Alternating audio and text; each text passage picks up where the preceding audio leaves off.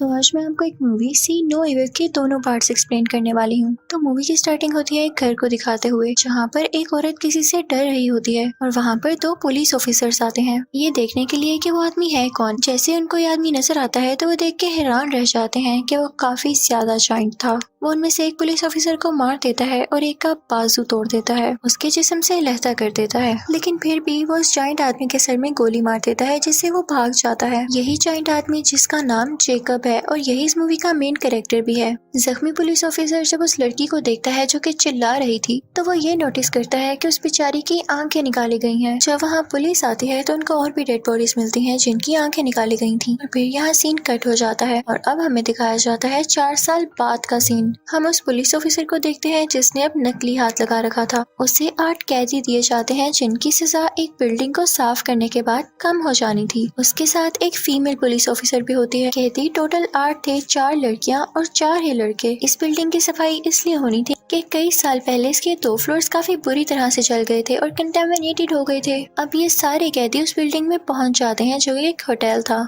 वहाँ पर एक बूढ़ी औरत होती है और उन्हें बताती है कि क्या क्या करना है। अब सब अपना काम शुरू करते हैं। अब उनमें से एक लड़का कहता है कि मेरे पास इस होटल का मैप है और इसमें एक लॉकर भी है जिसमें बहुत सारा पैसा है। वो अपने दोस्त से कहता है कि हम ये पैसे लेके यहाँ से निकल जाएंगे। जबकि दूसरी तरफ जब एक लड़की खाना खा रही होती है तो एक होल से एक डॉग उसकी तरफ आता है। उन लोगों को बिल्डिंग से बाहर जाने की इजाजत तो नहीं थी और उनका रास्ता भी बंद कर रखा था, तो वे देख के काफी खुश हो जाती है कि उसे रास्ता मिल गया। उनमें से एक लड़की की बॉडी पर हमें काफी अजीब टैटू दिखाई देता है, जिसका मतलब हमें आगे जाके पता चलेगा। और वो लड़का जो कि लोकर ढूंढना चाहता था वो अपने काम पर लग जाता है। वो ऊपर जाते हैं तो देखते हैं कि काफी अजीब अजीब डेड बॉडीज पड़ी हैं और उनकी आंखें नहीं है। वो भी देख ही रहे होते हैं कि तभी वहाँ पर वो जाइंट जेकब आ जाता है और वो उन दोनों में से एक लड़के को घसीट के अपने साथ ले जाता है। फीमेल पुलिस ऑफिसर जब कैदियों को चेक करने के लिए उस लिफ्ट का बटन दबाती है तो वो 9th फ्लोर पर चली जाती है, जहाँ पर जेकब उसे पकड़ लेता है, उसे मार डालता है और उसकी आंखें भी निकाल लेता है। यहाँ हम पर ये रिवील होता है कि वो सबकी आंखें किसी गंदे से फ्लूइड में स्टोर किया करता था। न जाने उसने इनका क्या करना था। अब उनमें से 2 लड़कियां ऐसी थी जो कि यहाँ से भाग कर जाना चाहती थी। एक का नाम क्रिस्टीन था और एक का नाम किरा। वो डिस्कस करती हैं कि जो जगह जहाँ से डॉग आया हम वहाँ से बाहर निकलते हैं और वो वहाँ जाने ही लगती हैं बाहर जाने के लिए कि तभी वहाँ पर जेकब आ जाता है और किरा के कंधे में अपना हुक फंसाकर उसे खींचने लगता है। क्रिस्टीन काफी डरी हुई उस पुलिस ऑफिसर के पास जाती है। अब वो दोनों एक साथ लिफ्ट में जाते हैं जहाँ पर अलग अलग फ्लोर्स में उनके दोस्त यानी वो कैदी फंसे हुए थे। यहाँ उस पुलिस ऑफिसर को पता चल जाता है कि कोई और नहीं बल्कि जेकब ही है जिसके सर में मैंने गोली मारी थी। और तभी वो जाइंट अपनी हुक उस पुलिस ऑफिसर के गले में फंसाता है और उस बेचारे को मार ही डालता है। क्रिस्टीन और उसके साथी काफी डर जाते हैं, लेकिन वो हार नहीं मानती और उस पुलिस ऑफिसर की गन अपने साथ सेफ्टी के लिए रख लेती है। दूसरी तरफ हमें जेकब दिखाया जाता है जिसके पास किरा बेहोश पड़ी थी। वो उसे एक पिंजरे में बंद कर देता है। वो जगह काफी गंदी होती है और उसमें काफी ज्यादा डेड बॉडीज पड़ी होती हैं। अब यहाँ हमें जेकब के पास्ट की एक स्टोरी दिखाई जाती है। आप भी सोच रहे होंगे कि जेकब का माइंड किलर जैसा कैसे बना। तो बात ये थी कि उसकी मदर काफी स्ट्रिक्ट थी और उसे बचपन में एक पिंजरे में इसी तरह बंद करके रखती थी और उसे ये बताया गया कि जो भी कोई कोर्ट के खिलाफ बात करेगा वो बहुत ज्यादा गुनहगार होगा और वो अच्छा नहीं होगा, तो उसे मार डालना। उसकी मॉम उसे ये भी कहती थी कि जिनकी बॉडीज पर टैटूज होते हैं वो अच्छे लोग नहीं होते। तो जेकब एक और लड़के की आंखें निकाल देता है और वो बढ़ता है एक और कपल की तरफ जो कि उन्हीं कैदियों में से था। लेकिन जेकब उस लड़के को भी पकड़ लेता है और उसकी आंखें भी निकाल देता है। और बेचारी लड़की जो कि रस्सी से नीचे उतर रही थी, जेकब उसकी रस्सी खोल देता है। नीचे गिरते हुए उसे शीशा लगता है जिससे उसकी बॉडी से खून आने लगता है। वहाँ पर काफी ज्यादा डॉग्स आकर उसकी बॉडी को खाने लगते हैं। अब सिर्फ 4 कैदी उससे आजाद बच गए थे और एक बेचारी किरा थी जो कि पिंजरे में कैद थी। अब जेकब उन 4 कैदियों में से एक कपल की तरफ बढ़ता है।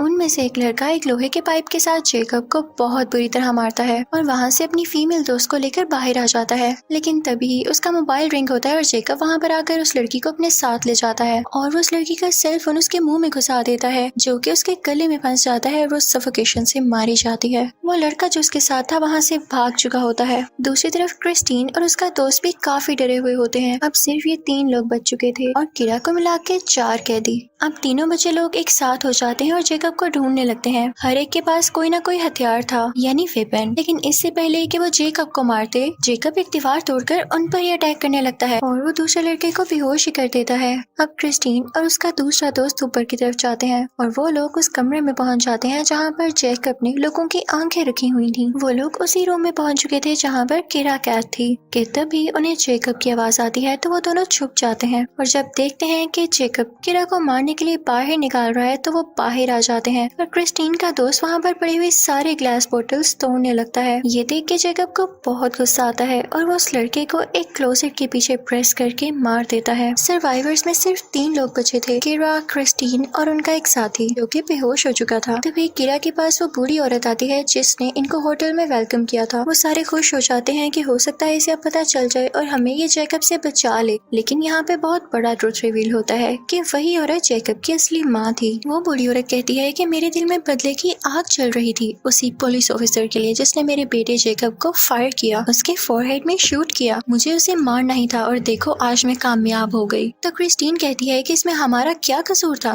तो वो बूढ़ी औरत कहती है कि बस जो एक बार यहाँ पर आ गया वो यहाँ फंस गया। अब सवाल उठता है कि उन्होंने उन सब कैदियों में से किरा को ही क्यों कैद किया। जैसे कि मैंने आपको बताया कि उस बूढ़ी औरत के मुताबिक टैटूज बहुत बुरी बात थे और किरा की बॉडी पर टैटूज थे तो वो उसे भी मारना चाहती थी। लेकिन जैकब इस चीज से इनकार कर देता है। वो कहता है कि नहीं, किरा मुझे अच्छी लगने लगी है, मैं इसे कहीं नहीं जाने देने वाला। जब उसकी मदर उसे फोर्स करती है तो वो अपनी मदर को दूर उठाकर फेंकता है जिससे एक आयरन रोड उनके आर पार हो जाता है। वो जायंट जैकब किरा को अपने साथ ले आता है लेकिन तभी वहाँ पर क्रिस्टीन आती है और उसे गन पॉइंट करके कहती है कि छोड़ो मेरी दोस्त को। तो किरा भी उससे कहती है कर दो इसे शूट। लेकिन जब क्रिस्टीन शूट करती है तो उसमें गोलियां ही नहीं होती। ये देख के जैकब को दोनों पर काफी गुस्सा आता है और वो उन्हें हवा में लटका देता है। लेकिन तभी पीछे से वो बेहोश लड़का आता है और पाइप से उस पर दोबारा से वार करता है और वहाँ से वो तीनों कैदी भागने लगते हैं। वो एक कमरे की खिड़की तोड़ते हैं और वहाँ से निकलने लगते हैं लेकिन जैकब भी उनका पीछा नहीं छोड़ रहा था। वो लोग जैकब को उठाकर खिड़की से बाहर फेंकते हैं लेकिन वो गिरा नहीं था, कहीं पर लटक गया था।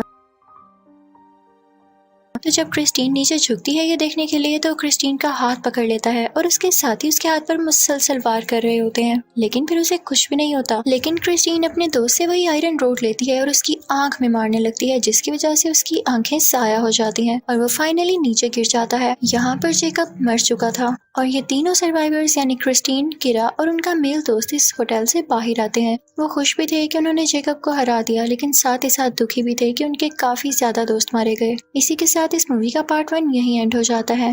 नाउ मैं अब आपको पार्ट 2 एक्सप्लेन करूंगी। तो मूवी शुरू होती है तो हम एक हॉस्पिटल को देखते हैं जहाँ की ऑटोप्सी डिपार्टमेंट यानी वो जगह जहाँ पर डेड बॉडीज का पोस्टमार्टम वगैरह होता है वहाँ पर 2 लोग काम कर रहे होते हैं, एक फीमेल डॉक्टर और एक मेल डॉक्टर। फीमेल डॉक्टर का नाम एमी होता है और जो साथ उसके डॉक्टर था वो उसे पसंद किया करता था और वो दोनों काफी अच्छे दोस्त थे। अगले ही दिन एमी का बर्थडे था जिसके लिए वो काफी खुश थी क्योंकि हर साल उसके कोलीग्स उसे बर्थडे पार्टी दिया करते थे। वो अपनी बर्थडे पार्टी में जाने के लिए रेडी हो रही होती है कि तभी उसे एक न्यूज मिलती है कि अभी रुक जाओ, एक एम्बुलेंस आ रही है जिसमें काफी सीरियस कंडीशन का एक पेशेंट है। तो बेचारी एमी को उधर ही रुकना पड़ता है और अब हमें एम्बुलेंस के अंदर का सीन दिखाया जाता है कि वो पेशेंट था कौन। आपने जैकब के जाइंट और क्रीपी हाथों को तो देखा ही होगा। तो जी हाँ, ये उसी के हाथ थे जो कि अभी भी हिल रहे थे, यानी ये जाइंट इंसान अभी भी जिंदा था। इतनी ऊपर से गिरने के बाद भी इसे कोई फर्क नहीं पड़ा, बस ये बेहोश था। अब एमी और उसका दोस्त बेहोश जैकब को अपने साथ हॉस्पिटल के अंदर ले आते हैं और उसका कुछ बेसिक ट्रीटमेंट करते हैं। सबसे पहले वो उसका वेट चेक करते हैं जो कि 350 के बराबर था, यानी 350 kg के बराबर। उसकी हाइट भी काफी ज्यादा थी, ऐसे ही नहीं उसे लोग जाइंट कहते थे। वो लोग ये देखते हैं कि उसे इतनी ज्यादा चोटें आई हैं फिर भी ये जिंदा है। तो एमी कहती है कि इतना जाइंट और ह्यूज है, इसके लिए ये चोटें तो बिल्कुल छोटी छोटी होंगी।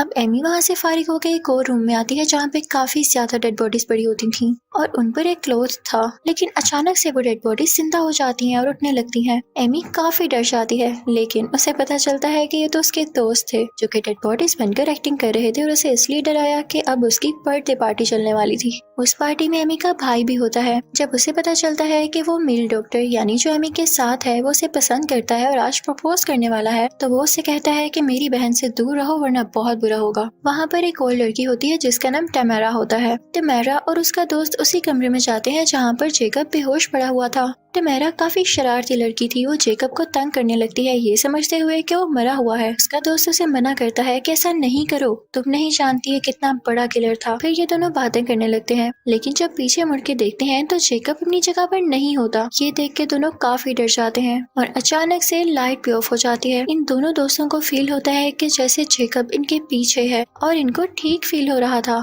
जेकब बिल्कुल इनके पास था, तो वो टिमेरा के दोस्त को यहाँ मार डालता है। टिमेरा चिल्लाने लगती है तो हॉस्पिटल में मौजूद बाकी सारे लोग उसकी तरफ जाते हैं। अब दूसरी तरफ जेकब उस जगह पर जाता है जहाँ पर उसकी मदर की डेड बॉडी पड़ी हुई थी। पार्ट 1 में उसने अपनी मदर को मार दिया था, जिस पर वो काफी अफसोस कर रहा था और रिग्रेट फील कर रहा था। और वहाँ पर पड़ा हुआ एक मास्क वो अपने फेस पर पहन लेता है और वहाँ पर एक कुछ वेपन्स उठाता है, यानी वो टूल्स जो ऑटोप्सी में यूज होते थे। दूसरी तरफ टिमेरा किसी को भी नहीं मिल रही थी, लेकिन उसकी आवाज सुन के वहाँ पर एक वर्कर आता है जो कि व्हील चेयर पर था। जेकब उस वर्कर को देख लेता है और अपनी हुक उसमें फंसाकर उसे खींच लेता है, जिससे बेचारा गिर जाता है। तो जेकब आकर उसे हमेशा के लिए सुला देता है, यानी उसकी जान ले लेता है।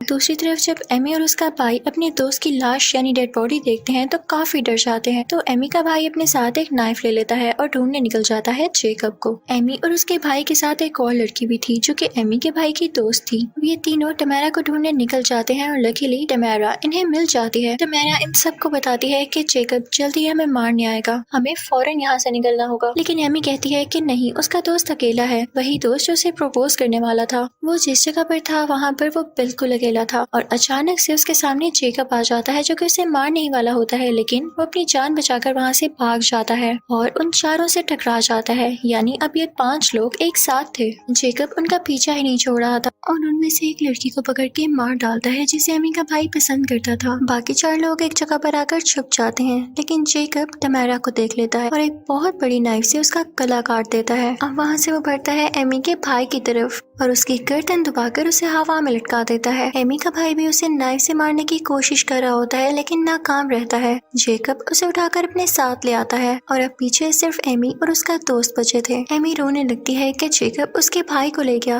लेकिन तभी उसे अपने भाई की आवाज आती है तो वो उस तरफ जाने लगती है। वो उस रूम में पहुंच जाती है जहाँ पर उसका भाई था। वो एक स्ट्रेचर पर लेटा हुआ था। वो इन दोनों से कहता है कि यहाँ से भाग जाओ और तभी उसके जिस्म से एक ब्लेड आर पार होता है, जैसे किसी ने उसके नीचे से मारा हो। इनफैक्ट जेकब उस स्ट्रेचर के नीचे ही छुपा हुआ था एक चेन सो लेकर। अब एमी के भाई को मार देने के बाद वो इन दोनों की तरफ बढ़ता है। एमी को अपने भाई की मौत का काफी गुस्सा था तो वो उसे मारने लगती है, लेकिन जेकब खुद पे कोई वार नहीं होने देता, बल्कि उल्टा एमी को ही काट डालने वाला होता है उसी चेन सो के साथ। लेकिन तभी वहाँ पर एमी का दोस्त आ जाता है और उसे बचाकर वहाँ से ले जाता है। इस दौरान वो बेचारा खुद भी जख्मी हो गया था। अब ये दोनों भागते भागते एक बेसमेंट में पहुंच जाते हैं जहाँ पर एक लोहे का मजबूत दरवाजा होता है। वो उसे बंद कर देते हैं ताकि जेकब न अंदर आ सके, और ऐसा ही होता है। जेकब ना तो उस दरवाजे को तोड़ पाता है और ना ही खोल पाता है। एमी और उसका दोस्त अंदर चले जाते हैं तो उन्हें लकीली एक खिड़की नजर आती है। एमी का दोस्त उससे कहता है कि तुम बाहर जाकर पुलिस को बुला कर लाओ, मैं यहाँ पर ही हूँ, मैं पूरी कोशिश करूंगा कि जेकब बाहर ना आ सके। और एमी ऐसा ही करती है और खिड़की से बाहर आ जाती है।